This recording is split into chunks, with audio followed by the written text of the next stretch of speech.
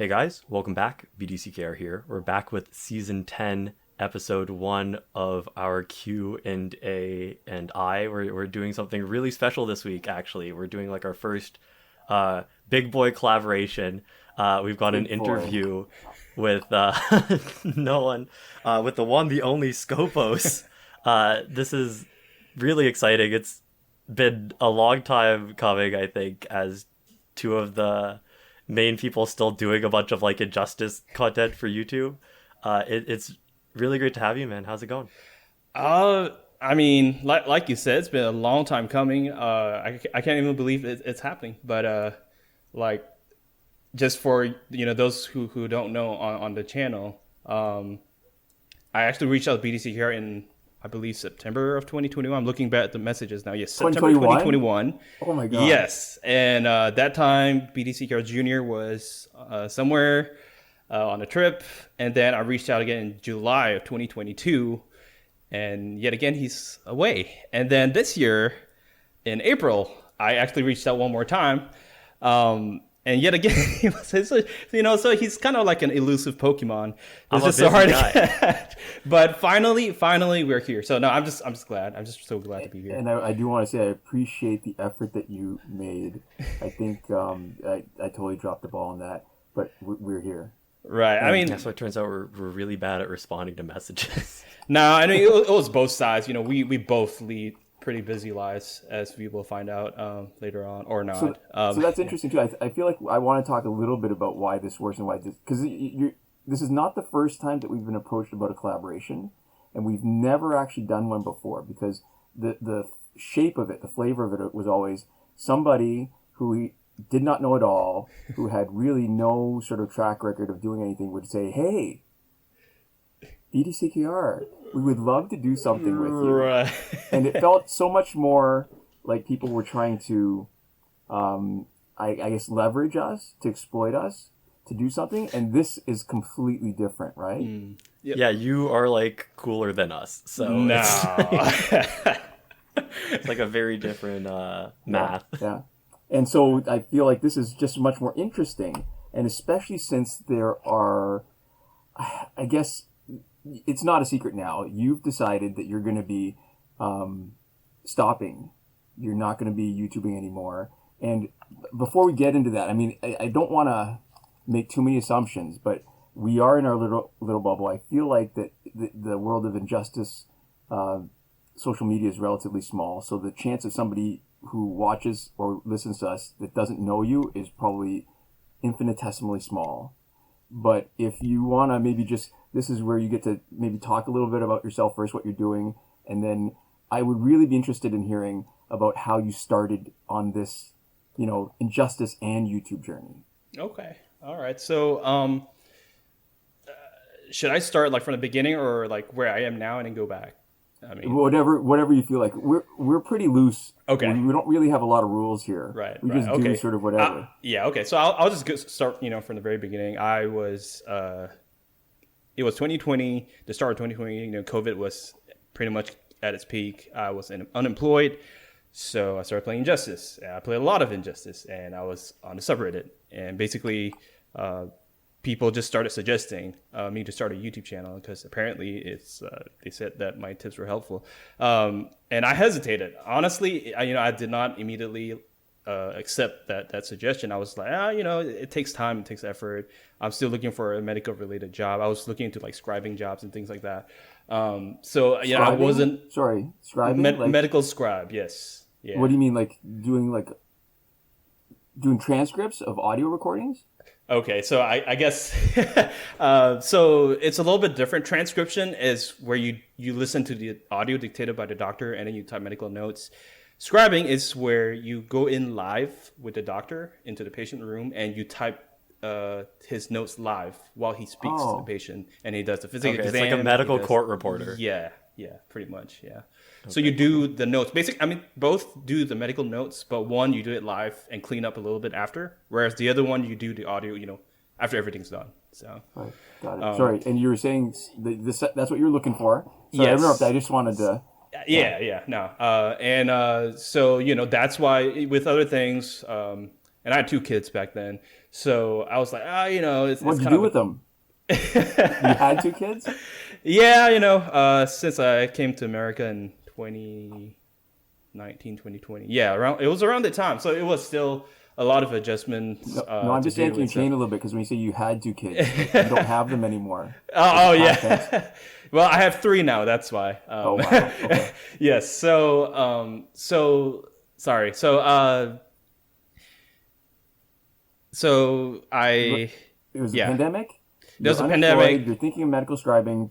People were saying, "Hey, you give Yes. great tips." And were you already the moderator on the subreddit? At that No, point? I was not. I was still kind of a newbie over there. So I hesitated, but I think it was about 10 months of unemployment, and through the middle of it, I was like, why not just give this a go? I mean, if it was not just 1 or 2, it was like at least 10 or 20 people. And even though I didn't believe myself, it seems like they believed in me, and my wife was really supportive as well. She was like, yeah, you only live once. Why not give it a shot? So I did. And my expectation was that it would reach maybe 500 because on the subreddit at the time, it wasn't even like 10,000 members or so. I can't remember, but it was not a big amount. Now in the subreddit, we have like 18,000 members. So at the time, I think, the active people following me, I was kind of ballparking between like 200 and 400.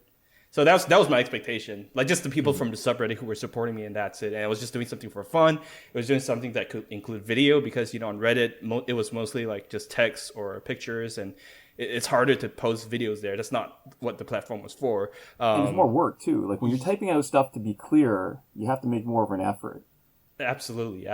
And so, it's just, since I had the time on my hands while I was looking for a job, I was like, I'll just give it a shot. So it was nothing serious. I did not expect it to go anywhere near monetization requirements or, all those things. And so, fast forward till today, we have, and, I'm not trying to boast or anything, obviously, compared to so many other YouTube channels, including yours, mine's pretty small, but we have about 13.8 thousand subscribers. Nice.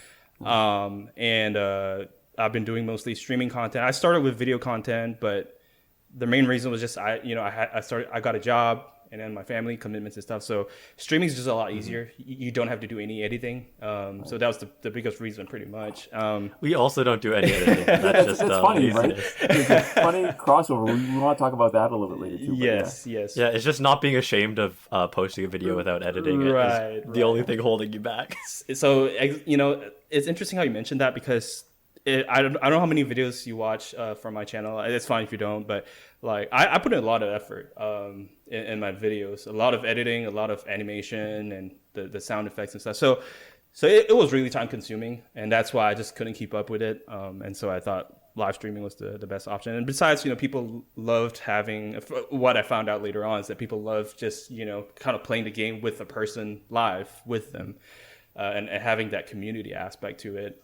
So you just kind of stuck with that. And so up till last month, April 28th, somewhere in between a month or two before that, I had this long discussion with my wife. And basically, I decided it was time to go back. So for those of you who don't know, again, I'm sorry, just give a little context. I used to be a medical doctor where I'm from. I did residency there, but I moved to America. And to practice in the United States, you got to take the board exams, the USMLE. And so 3 steps. 3 steps, exactly. So and they charge you through the nose each time. Yeah, exactly. So, it's no small decision to make, basically. And at the time when I first moved over here to the United States, I was not prepared to make that commitment. I knew it was going to be a long road to specialization and all of that. So that's why I kind of put that on hold and dabbled with like medical scribing, medical transcriptionist, which is what I'm doing right now, and stuff like that. So, but at this crossroads, I just, both of us decided it was the best thing for me to do. And so if I'm going to study and prepare for the exam, then there's just not going to be time for me to stream or even play much Injustice as I used to do. So that, so one of the end goals I had was just to be the number 1 ranking player overall on both iOS and Android. And you did it. We achieved that. And so that's pretty much nothing left for me to accomplish, and I'm finally ready to move on. So that's a huge achievement. That's like the last mountain. I can't imagine. Yeah. So Yeah. I'm just curious too. So when you finish the third step of USMLE, do you still need to do more? Is that the end of the journey to get licensed and practice, or is there more after that? I believe so. I think I need to go through residency, but that's pretty much it. Yeah, in terms of exam papers. Yeah. And so you mentioned that your wife was really supportive. I can't imagine how hard it must have been with a young family, and you're doing YouTube, and maybe this is the part where we get to talk a little turkey, but you're doing YouTube, and so she's supporting a household of 5 people. And talk to me about because we know a little bit. It's funny how our channels are similar in some ways, but different, because I think in order of magnitude they're very similar. But you've pursued a different way. You've got the ad revenue, you've got streaming revenue. Can you talk a little bit about like when the numbers started to pick up and what the numbers are like now? Okay. For ad revenue, at least to start. Okay. So obviously starting off it was nothing, a couple cents. But then the following started building up in terms of subscribers. How long did that take? Like what time frame are we looking at? So I'm just gonna pull up my records here and see, because I don't remember it off the top of my head. Yeah, I remember your numbers picked up pretty quickly, but then it's not just the numbers picking up. You have to hit the thresholds that YouTube allows you to actually monetize your channel. Right. Which were actually increased after we started. We were allowed to start monetizing a lot earlier with a lot less restrictions. Interesting. And I think you did better than us, faster than us, with a lot more barriers in your way. So right. So okay, I just found out August of 2020 was when I started the channel. Mm-hmm. November was when I hit 1,000 subscribers.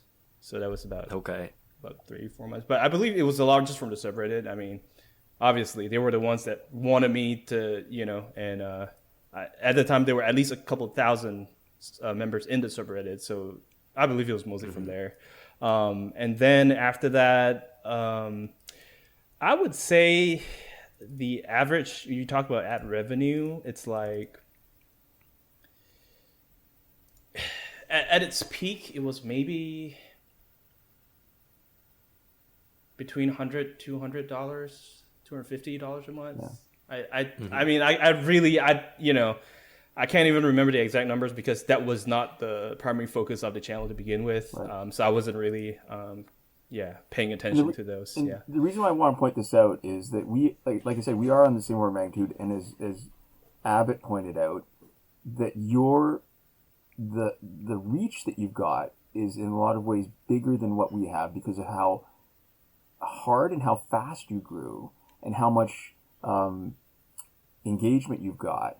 And even with that, the one thing that's been interesting to us when people come to us and talk about how they see this channel as something that they would aspire to. So as being currently the biggest injustice YouTuber around right now, at your peak, you were generating enough to live below the poverty line. That's interesting to me. Right. It's, I think some numbers I heard, like, to kind of live off of YouTube ad revenue is like 100,000 subscribers or something like that. I mean, I may be wrong, but it needs to be way bigger, way bigger than any of us, have with our channels right now. So now, I was able to pay the power bill or some water bills, but it was, nowhere near like sustaining, a household. So yeah. Well, there's like a lot of different thresholds. I think there's one big one that neither of our channels have reached, which is sort of when you can start to access where I think a lot of the real money is, which is things like sponsorships or like merchandise, right? Because we talk very openly about like 1,000 views is not a lot of money, right? Like it's $1 maybe. If you're lucky, it can be like a couple dollars. But if you think about like even having like half of 1% of your audience like sign up for something through a sponsored link or like buy a shirt or something like that, you take like what would be like $1 worth of like ad revenue, and you can get like thousands and thousands of views worth of ad revenue from like a single conversion there. And I think both of our channels are like at that size where you don't have access to like the ways that you can really like make the big bucks. We're not like a valuable, our audience isn't enough of like a product that we can like sell it to other people. Right. And part of that is just, the game we're invested in. Yeah. I mean, it's such an old game. It's not receiving regular updates. It's a dying game. I don't think it's beyond me to say that. And I think it's dying a little bit more because you're leaving. No, okay. That's, thank you. That's nice of you to say. But yeah, so, speaking of that, like some people have actually suggested, and I'm sure it's the same with you guys, that, I branch out to other games and things like that. And I didn't wholeheartedly try, so, I'll admit that. But still, I gave it a little bit of a shot, like with 2 or 3 games. And it just... Which games? So I played Valorant, and I played what was the other game? I think it was Stanley Parable. But basically, it was a lot less views, and the reason is obvious. People are here to watch Injustice. I mean, that's why they subscribe to you, right? So it didn't really work out. I guess there are exceptions. Probably some other YouTubers, they put in a lot more time and effort in their content, and probably that's why it works for them. But it just never really worked out for me, and so we just kind of stuck to Injustice. I've always felt that part of it is that people come for the expertise, and what you don't see, I mean, there's that time that you put in making the videos, but then there's hours, hundreds of hours that go into developing the expertise where people will come to you for information. Like, right. Again, we aren't personalities. We're not that entertaining. We're pretty boring. So I think if you don't really distinguish yourself as a personality, then you really need to, like, you spent how many hours on that subreddit before you even started doing a YouTube channel? How many hours, hundreds of hours did you put playing the game? And unless you're committed to that with these other games, like, what was it? The Stanley's Parables and Valorant? Stanley Parable. Yeah. Then it's a non-starter. Right. Well, yeah, so I guess I have a question for you, which is, you said like the reason you started the channel was just because enough people like asked you to. Right. And, people said branch out a little bit, and so you tried that. Is there like a part of you that like wanted to be a content creator before you got in, but just didn't think you could? Did you like, is being a content creator, do you feel like a content creator even now after having like done it for a while, right? Is that like an intrinsic drive? Do you feel like it's mostly like other people thinking, you could do it, and then you going, this might be interesting? How did you feel about it, I guess? That's a very good question. So no, absolutely not. It was, a lot of people, my audiences might be surprised that I'm an introvert in real life. I don't really, nowhere near.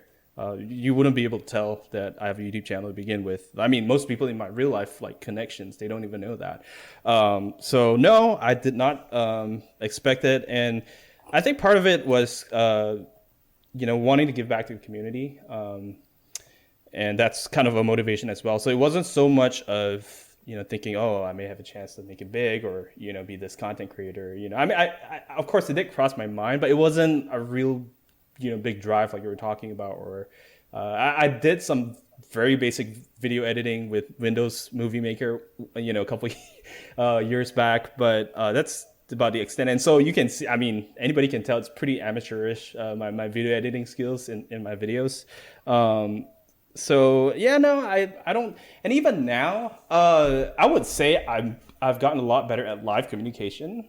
I think that has taught me a lot about, communicating with the audience through a screen. It's different from speaking, face to face, and how to manage chats, how to respond on the fly to a lot of, some pretty crazy questions or situations. So I think that was interesting, and it contributed to my personal development and growth in communication. But I still don't, I mean, I guess I would also let this in is the fact that I do hype myself a little bit more as a streamer, just because I know my audience. It's a lot younger, like I guess middle high school to college age group. And if you're not, you do not have a hint of entertainment in you, they're just not gonna, want to watch you. So I do kind of, and I wouldn't say faking it. It's just more, you're acting with the occasion, basically. You're more on. Like when you mention introvert, I think I completely identify with that. I'm definitely also an introvert. And so I guess one of the things I want to ask you, I'm assuming that you did not hustle your family or friends to watch your channel. No, which a lot of people do. Yes, right. But because they think the scale of the success that they want is like, a few hundred, few thousand views, and that's what they get. Right. And so that distinction, the distinction of introversion is that it's not that you can't do it, because clearly you can. You're very capable. Is in my mind, it's that how much of the energy it takes away from you. And people who are extroverts maybe generate more energy by doing stuff like that. Right. And it comes naturally. They don't even have to kind of put it on or hype themselves up, whereas I think for us, we kind of need a little bit of preparation time before showtime. And it's interesting I mentioned that because talking about friends, that's why I said earlier, like most people don't even know I have a YouTube channel. So no, I did not try to promote my channel or, ask people to watch it. And never once in my videos, it's a very common thing to do, like, hit the like, subscribe button, whatever. Never once have I mentioned that, because that's not, again, the whole purpose was to help the community and kind of humor the subreddit community rather than, pursuing an actual full-fledged YouTube career. So that makes sense. Yeah. So you talked about how maybe you've learned to be a little more confident, that you've learned some skills in terms of like managing audience members and stuff. Now that you're sort of moving away from what you're doing right now, I'm not saying that necessarily you're moving away from YouTube forever, because that's maybe one of my questions is, now that the idea is in your head, would you want to sort of make content one day in the future? Does it feel like something that you want to keep doing? But my other question would be, what do you think sort of the biggest thing that you can take away from this experience is? Whether or not you sort of keep making content, maybe just in your day-to-day life, do you think this has been like helpful to you in sort of your personal development in a specific way that'll help you outside of this? Absolutely. I mean, it has been a very enlightening experience. Learned a lot. I learned that, it's not easy being a YouTuber. People think like, oh yeah, I can just post videos and not like, work 9-to-5 job, but the whole schedule being flexible, there's a lot of self-discipline needed to really make a YouTube channel. So it's just like any other job. So it's pretty much the same thing. Like if you want to hit like 100,000 subscribers or, 1 million subscribers, things like that. And I've read and I've done my research on how to grow your channel and things like that. And it's hard work. So, time management, video editing skills, communication skills. So all these things, definitely I've learned a lot. And then I think your other question was, do I see myself coming back? I like it. Just yeah. I mean, creating content. Right. I like it. I do. It activates a part of my brain that I don't usually. Creativity, because like medicine, technical, memorization is a lot of non-creative stuff. You're just kind of going with the protocol or what's put forth out there. But a blank canvas where you can pretty much do whatever you want. Paint the picture you like. It's really interesting, and I do, to some extent, enjoy that. It's just the time. Maybe I'm just not efficient in my video editing, like the software I use. Maybe I don't have a fast enough computer to, do stuff like that. But, and also family commitment, obviously. I have 3 kids that require my, and a wife that requires my attention. So all these things, basically, if I was single, if I was living alone, I probably would consider that a lot more. But for now, probably not. Yeah. So what else besides, like, it feels like, or it sounds like you've really learned a lot. What do you feel like that you can take away from this that would actually be helpful to you in your medical career? If there is anything. Right. I mean, the speaking part, for sure. Just literally speaking English, because, English was my first language, but where I'm from, I did not have an American accent, and so I had to learn that. And it's funny because like my first few videos, people actually commented and were like, yeah, you kind of sound like you're from America, but not really. Like I can tell, there's just a little bit of an accent in you, and I don't try to hide that. I mean, but it has been a good experience learning and seeing even the vocabulary the youngsters use. So I guess in terms of applying, yeah, I mean, would be you're the youngster. I think it adds another layer of knowledge to communicating in the United States. I mean, I through like lectures and like medical videos and things like that, I see the terminology they use as well. But this is a whole different, more casual, more spontaneous aspect of communication that I've learned a lot, and I feel like I will be able to connect a lot better with patients.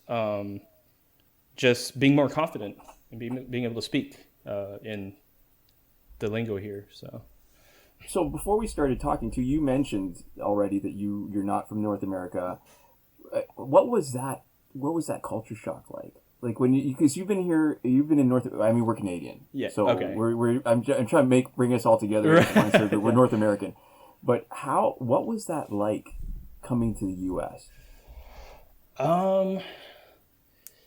In a lot of ways better. I come from a third world country, so just being able to see like what a first world country is like, how the standard of living's better, land of abundance.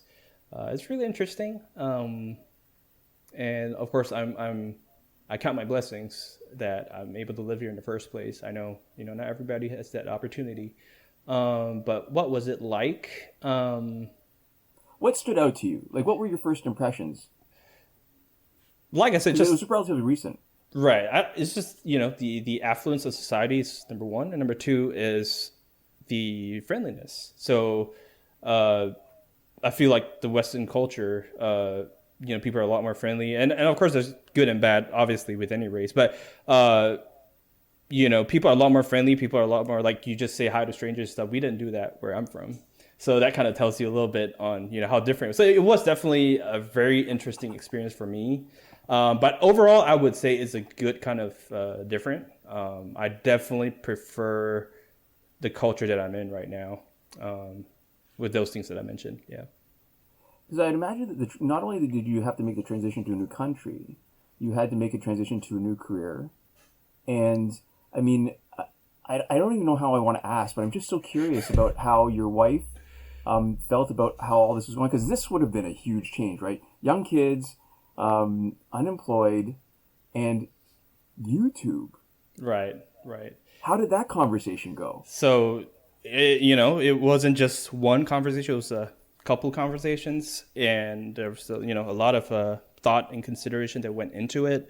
But you'll be surprised, she was the one that actually kind of made the final decision to push me. Because when it comes to, I guess, a lot of things, I'm indecisive. So like she was like, you know what, let's just do it. So she was actually on board. She was very much on board. I think part of it was because she grew up watching a lot of YouTube personalities, and she kind of knew, she helped me. So this is the part where I definitely need to mention that she has been a huge part of the channel, the Skopos Gaming channel, even though you hardly see her around, like the thumbnails. She was at the beginning. She was at a bunch at the beginning. Right. But a lot, like, even my video editing, every single like indecisiveness that I have, like, oh, should this picture be here? Should this animation be like this? I always go to her because she's the artistic one.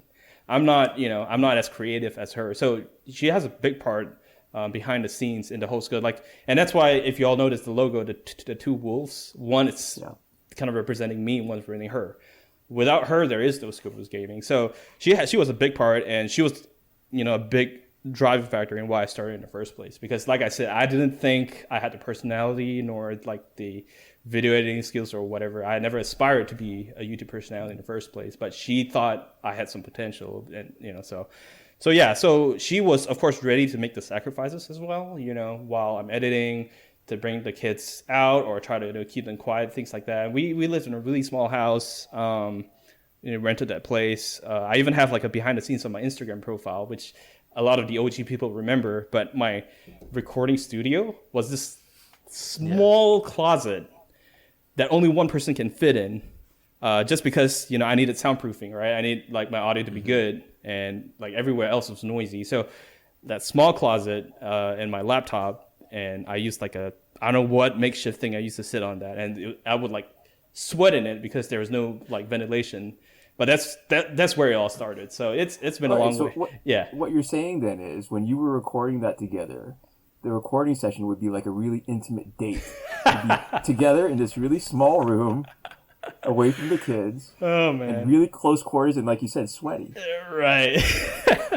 When you put it that way, yeah, I guess so. Yeah, it's a really interesting perspective I never thought of before, but yeah, I guess you could say so. But yeah, no, she was a huge part of the channel, and yeah, I don't think I would have even been there would have been no Skopos without Amorphia, which is what she goes by. So does that mean Amorphia is going to be having her own channel soon now that she's had some experience from recently? Hey, that's not so hard. I mean, I've tried once or twice to encourage her to start on, but with our life stage right now, basically just raising 3 kids, she's a full-time homemaker, so there's just no time for that. Yeah. Right. You need to start like a family vlog channel. That's never say never. We'll definitely think about that. Yeah, so how long so when you started the channel, did you have an idea of what was going to happen? Because all right, so clearly your real life has had an impact on what's happening now. When you started, did you think, okay, so I'm going to give this X amount of time to be successful, or this is what success would look like, or like what was happening then? I think I told myself I would be happy if I had 500 subscribers, and that's it. Like, I did not think about monetization. I did not think about it getting bigger than what it was. It was just going to be, a little, again, the subreddit community where we can kind of just, interact through a different platform on YouTube, and I can show, tips and tricks or some, cool gameplay rather than being on Reddit. And that's it. Like, really, I mean, that's the extent of my imagination. So was it hard then to decide, well, you know what? I mean, you were talking too about how you've shifted the way you do your videos to a way that you don't need to put in so much time afterwards, like post-production stuff, right? And so was it hard coming to that decision where, listen, if you wanted to, you could still continue streaming a little bit each week, keep the sort of the creative juices flowing, and then to decide, okay, so this is it, I'm going to have to stop. Is it that was it the time? Was it that you didn't feel like you could put in enough or create enough or have the quality be good enough to satisfy what you feel like you could do? I would agree with that statement. It was definitely that. Because I just have this standard I put myself to. I don't think a lot of people expect me to be so like detailed in my videos with all the it takes. My first video took a whole week of video editing. Of course, it was part inexperience. It was part, bad laptop and stuff like that. But still, it just took a long time. And even after, I was used to doing it, it still was not like, it would still take a couple days worth of editing to make my video. Mm-hmm. So no, it was definitely, that was a big factor. And there was a lot of back and forth because I know what the audience wants is video. They have mentioned this multiple times. Like, yeah, we came here, we supported you because of your videos in the first place. And it's a lot more succinct. It's not, long drawn out. Like if they want a certain information on like breakthrough or, whatever, for example, they just hop right into that video, 5 minutes, that's it. Versus having to watch a whole stream just to get a little bit of information. So I knew what the audience wanted, but again, it's just, I just didn't have the time for that. So there was a lot of back and forth. And there's a lot of like not wanting to disappoint the audience. But at the same time, I still had to make that decision. So, that's why I just went to full-time streaming after that. Yeah. I think one of the advantages of the size that we are is that, you're there for the audience. You want to, do what's going to make the people who care about your stuff happy. Because obviously you care about them too. But on the same point, you need to be doing this for yourself, right? If you're trying to do this as like a job, we're not doing a very good job, right? Yeah. We're not making enough money for this to be, a job for us. Right. So at the end of the day, you have to do what is satisfying and fun and what makes you want to keep doing stuff. Yes. So I think, when you make decisions like doing streaming and when, like a lot of our content is this like really loosely scripted sort of podcast stuff where it's mostly just sitting down talking, like no editing, we, that might not be what the most people want to see from us, but, if we were doing something else, if it was like the really high effort stuff, it sounds like if you had to edit videos, you might have burnt out a lot faster. You might have already, been long since off YouTube. You might already be a doctor. Yeah. and so at the end of the day, you pick the thing that let you keep doing it because you wanted to do it. Yes. And you have to balance sort of your own wants and needs. Right. Absolutely. Yeah. I think that's a good way to kind of wrap this section up, unless you guys have any more questions. But no, I mean, I think it was great to talk to you. Yeah. So this is going to be a two-part thing. You are on our channel right now, but the link in the description to the other half of this, where Skopos is going to interview us a little bit more, is going to be over on his channel. So definitely check that out. We might try to put like a little audio bumper in closer to the start to actually let people know that's going to happen, so that people don't need to watch the whole 35 minutes to realize that we're trying to get them to click over to the other channel. But it was really great talking to you. Yeah, man. Yeah. Absolutely. Do you have any like closing thoughts? Anything you want to share with folks? Yes, I would like to thank BDCKR Gaming. Most of you might not know this, but when I first started my channel in August of 2020, they actually gave a shout out, which I believe definitely helped a lot because of they had a pretty big, and they still have a pretty big audience, 20,000 subscribers, and it was August the 6th. So I guess, if one of you can link one of the videos if you want. But yeah, so there was a shout out to Skopos Gaming, and that definitely helped the channel some. And I think it's appropriate that we're also ending the Skopos Gaming channel with BDCKR. So thank you so much. Hey, we really appreciate that. Yeah. We'd also like to give a huge thank you to all of our lovely supporters on Patreon. And that would be Corey Ashcraft at the top tier last word, Alexis M at the Your Message Here tier, and Michael Devries, Irvin Ruiz, Hoshi 127, and Drew Chapman supporting us on the credited level. And all the other generous people that you'll see on your screen who have given us some support during this pandemic. Yeah, so thank you so much for your support, lovely folks. And thanks so much to all of you for watching. We'll see you next time. Komoda.